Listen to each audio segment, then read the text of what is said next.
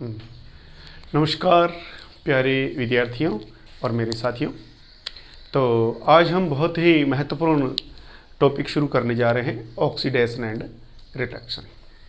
और ये आज का आपका पार्ट रहेगा पार्ट नंबर 13। और तो चलिए ज़्यादा वक्त ख़राब न करते हुए हम अपने एम पे पहुंचते हैं। तो इसके अंदर देखिए आप कि हम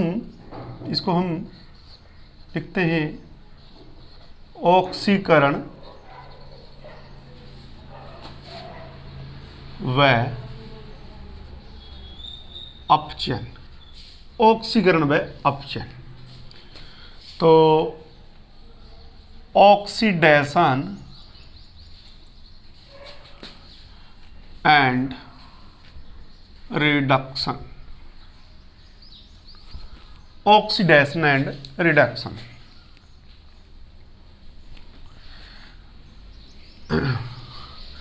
अब देखिए ऑक्सीडेशन और रिडक्शन को अगर हम समझें तो नाम से ही इसमें पता चल रहा है कि ऑक्सीजन का जुड़ना ऑक्सीकरण है। पहली बात तो ये याद कर लो कि ऑक्सीजन जब भी जुड़ जाए किसी भी अणु में या परमाणु में या यौगिक में या कोई भी तत्व में, तो उसका ऑक्सीकरण हो गया। ठीक है।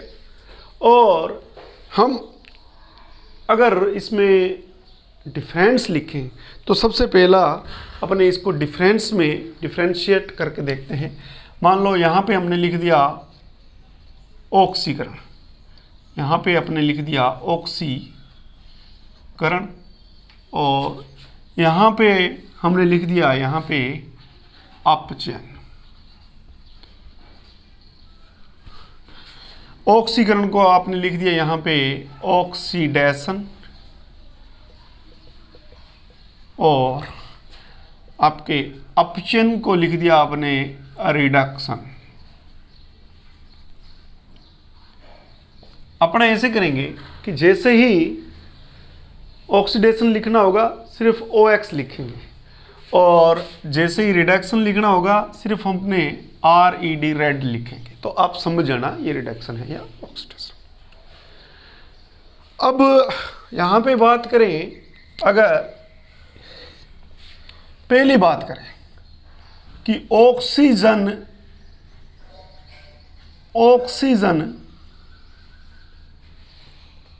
का क्या होना चाहिए इसमें जो है ऑक्सीजन का क्या होगा,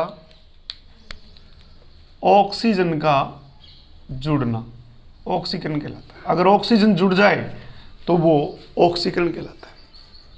इसका विपरीत बिल्कुल वाइस वर्सा रिडक्शन में होता है। अगर ऑक्सीजन निकल जाए तो वो क्या कहलाता है, ऑक्सीजन निकल जाए तो वो अपचयन कहलाएगा। नेक्स्ट देखिए, नेक्स्ट में बेटा बात करते हैं हम हाइड्रोजन की बात करें। ये हाइड्रोजन का क्या है इसमें रोल। तो हाइड्रोजन का रोल है कि अगर हाइड्रोजन निकल जाए, हाइड्रोजन निकल जाए तो भी ऑक्सीकरण है, और इसका विपरीत हाइड्रोजन का जुड़ना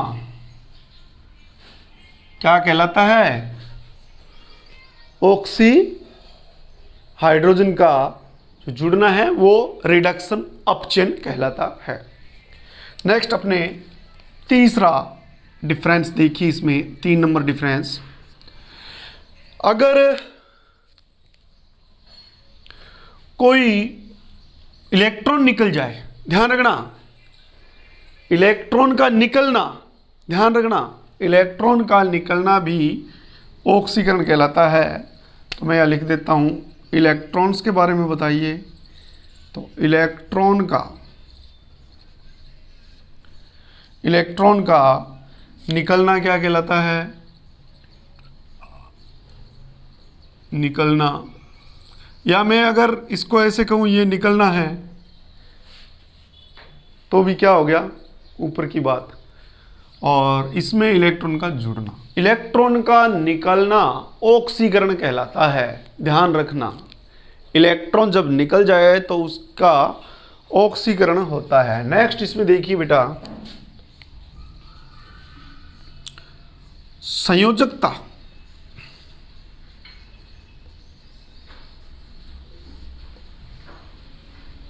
संयोजकता का बढ़ना, अगर प्लस में संयोजकता बढ़ रही है तो भी क्या कहलाएगा, ऑक्सीकरण कहलाएगा।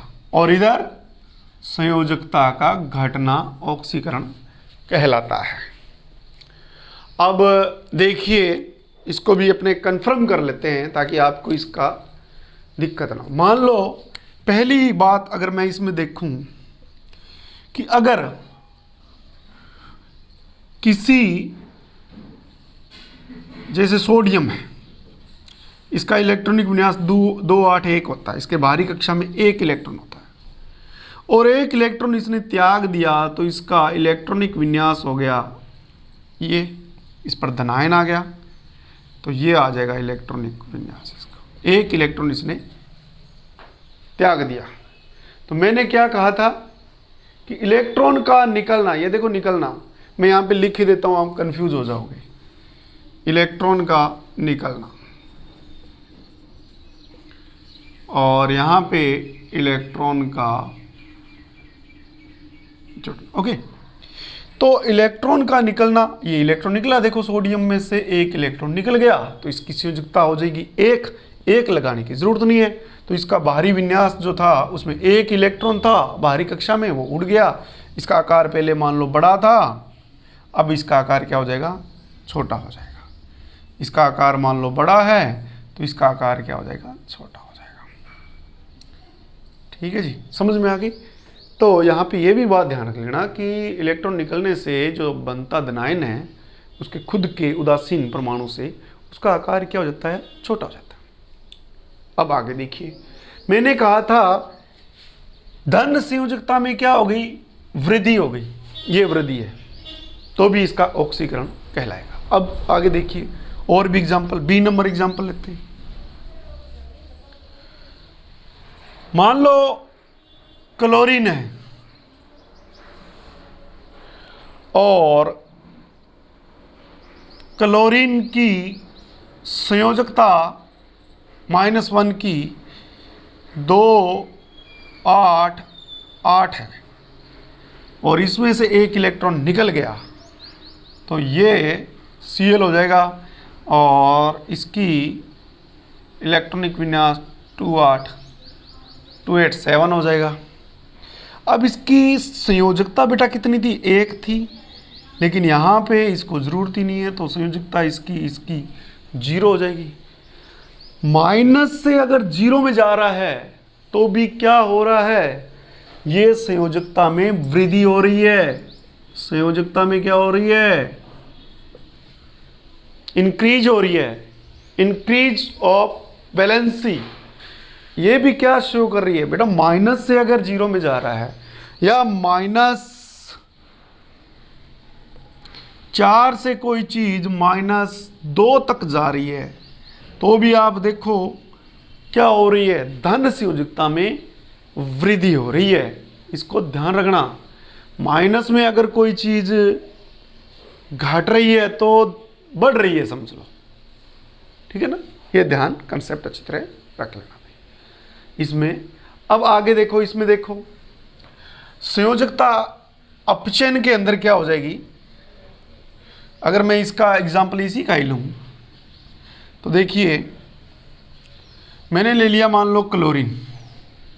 क्लोरीन का इलेक्ट्रॉनिक विन्यास 287 है और इसने 1 इलेक्ट्रॉन, अगर जैसे ही 1 इलेक्ट्रॉन इसने लिया, मैंने क्या कहा, इलेक्ट्रॉन अगर जुड़ेगा, 1 इलेक्ट्रॉन इसने जैसे लिया तो ये हो जाएगा माइनस, और ये अगर इस आकार का है तो थोड़ा सा इसका प्रभाव पड़ेगा कि ऋणायन थोड़ा आकार में बड़ा हो जाता है। इसमें छोटा होता है, इसमें बड़ा होता है।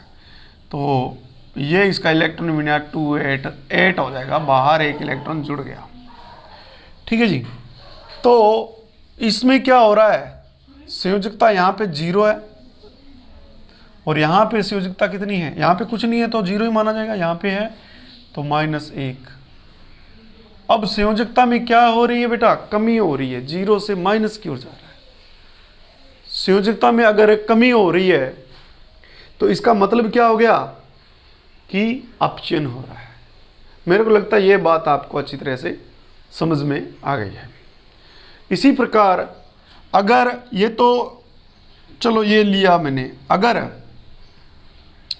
संयोजकता हो जाए आपके मान लो 7 है और 7 से चली जाए -9 में, तो भी घट रहा है, तो भी क्या हो जाएगा, इसमें भी रिडक्शन ही होगा, अपचयन ही होगा। क्यों? क्योंकि इलेक्ट्रॉन जो है इसमें जुड़ रहे हैं, इलेक्ट्रॉन जुड़ रहे हैं। इलेक्ट्रॉन का जुड़ना ऋणायन में वृद्धि कर रहा है, इसके ऋणावेश में वृद्धि कर रहा है, तो भी क्या हो जाएगा। तो इस बात का आप ध्यान रखना। आपको इन दोनों में से एक ही चीज को अच्छी तरह से ध्यान रखना है कि ऑक्सीजन जुड़ जाए तो ऑक्सीकरण, हाइड्रोजन निकल जाए तो ऑक्सीकरण, इलेक्ट्रॉन निकल जाए तो ऑक्सीकरण, और संयोजकता में वृद्धि हो तो भी ऑक्सीकरण। और संयोजकता में वृद्धि सीधी हो जाए तो ठीक है, अगर माइनस ज़्यादा से माइनस कम की ओर जा रहा है तो भी क्या हो रहा है, ऑक्सीकरण अंक बढ़ रहा है। अब नेक्स्ट बात, ऋणायनों में अगर मैं ऋणायन लिखूं तो ऋणायनों में क्या होता है, मैं ये यहाँ से एक बार रफ करूँगा, आप स्क्रीनशॉट ले लीजिए। देखिए नेक्स्ट, अब ऑक्सीकरण के अंदर एक बहुत ही बढ़िया बात है कि ऋणायनों में वृद्धि, अगर ऋण भाग जुड़े, ऋणायन कौन कौन से, ये भी आप याद कर लें ताकि आपको इन बातों का भी अच्छी तरह से ध्यान हो कि कौन से ऋणायन केमिस्ट्री के अंदर प्रयुक्त किए जाते हैं। देखो, ऋणायनों का जुड़ना, ऋणायन समूहों का जुड़ना भी क्या कहलाता है, 5वां पॉइंट, ऋणायन समूहों का जुड़ना भी क्या कहलाता है, ऑक्सीकरण, और ऋणायन समूहों का निकलना क्या कहलाता है, अपचयन। तो देखिएगा आप कि 5वां पॉइंट देखो, ऋणायनों का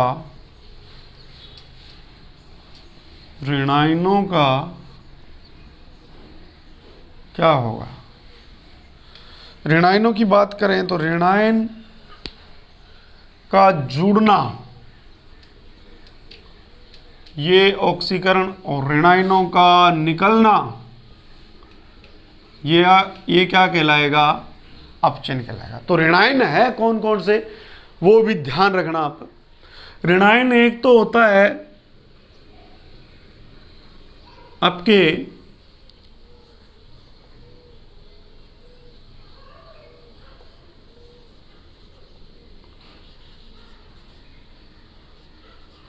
ये ऋणायन है जी, फ्लोराइड, क्लोराइड, ब्रोमाइड, आयोडाइड।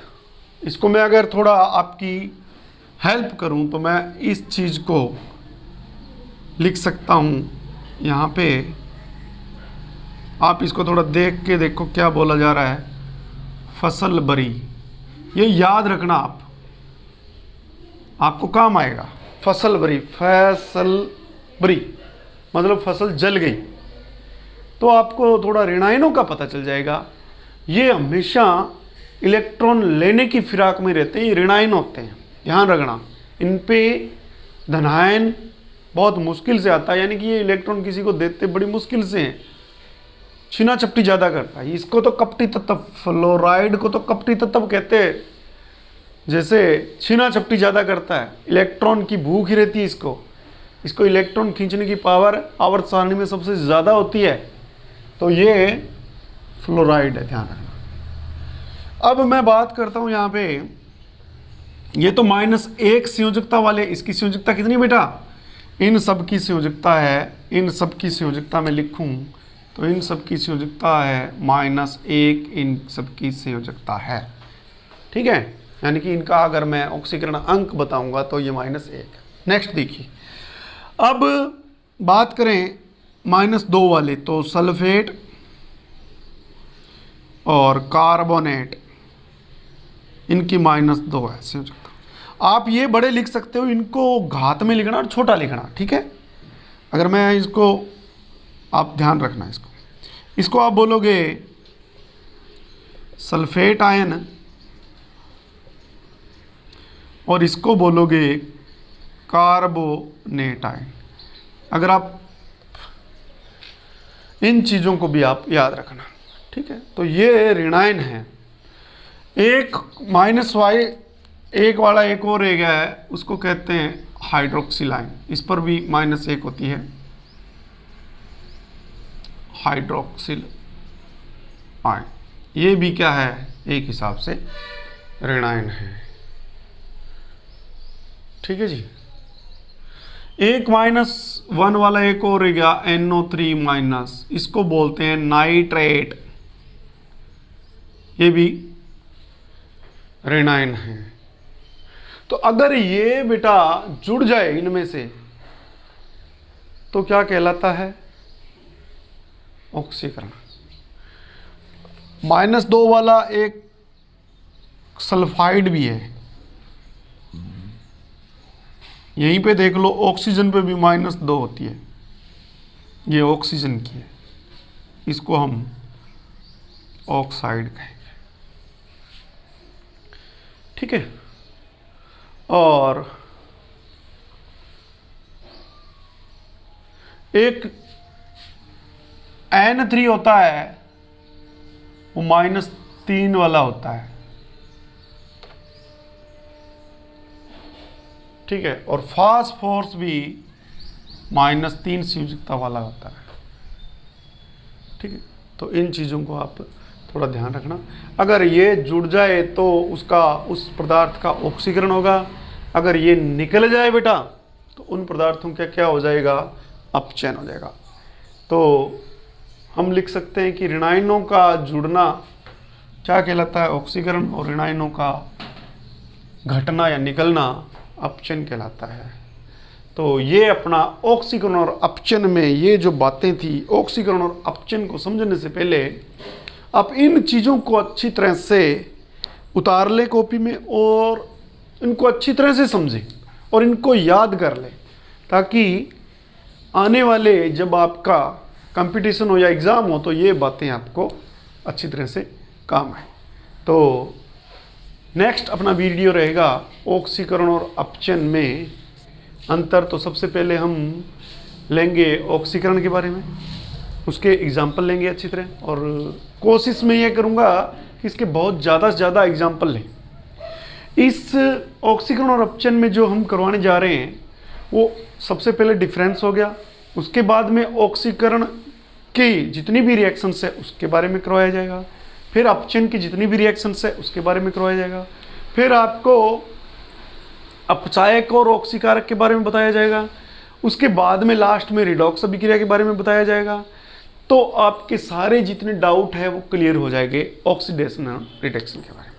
तो ठीक है बच्चों, मिलते हैं अपने नेक्स्ट वीडियो में। तब तक के लिए मैं अपनी वाणी को विराम देना चाहता हूँ। नमस्कार, जय हिंद, जय भारत।